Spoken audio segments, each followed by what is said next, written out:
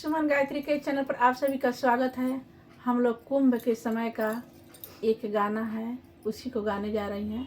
आप लाइक कीजिए, सब्सक्राइब कीजिए। हम लोग का वीडियो अच्छी लगे शेयर कमेंट कीजिए, गलती को क्षमा कीजिए। जो कुछ हम लोग गा रही हैं भूल चूक को माफ़ कीजिए। और इस समय कुंभ का मेला लगा है, इसीलिए हम लोग कुंभ के समय का गीत गा रही हैं।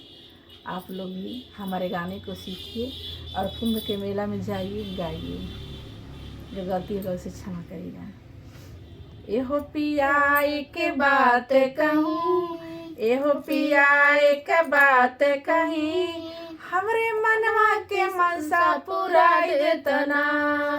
एहो पिया एक बात कहीं, एहो पिया एक बात कहीं, हमरे मनवा के मनसा पूरा देतना।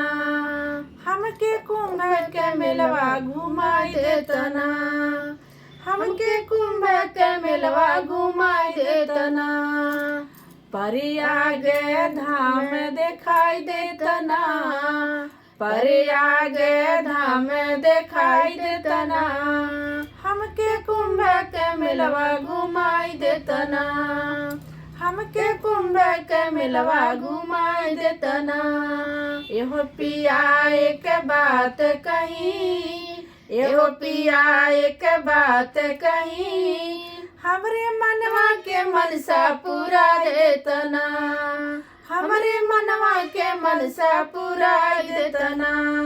हमके कुंभ के मेलवा घुमाई देतना, हमके कुंभ के मेलवा घुमाई देतना।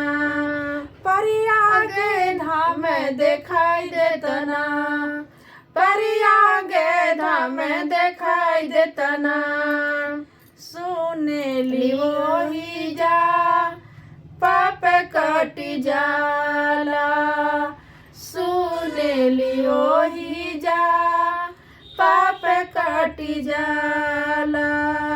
संगम में साइया जे जाके नहाला, संगम में साइया जे जाके नहाला।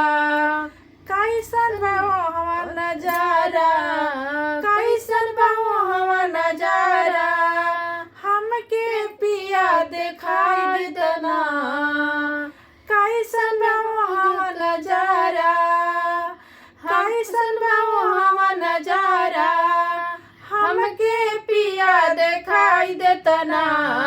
हमके कुंभ के मेलवा घुमाई देतना, हमके कुंभ के मेलवा घुमाई देतना। परियागे धाम दिखाई देतना, परियागे धाम दिखाई देतना। एहो पिया एक बात कहूँ, एहो पिया एक बात कहूँ, हमरे मनवा के मनसा पुराई देतना, हमरे मनवा के मनसा पुराई देतना।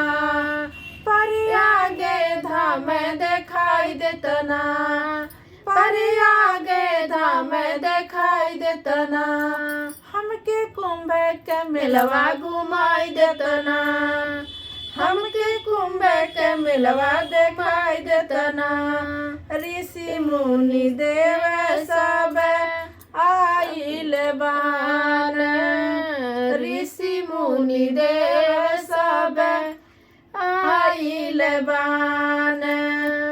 पिया हो जाए खरतीन तड़पत जियाबान, पिया हो जाए खातिर तड़पत जियाबान।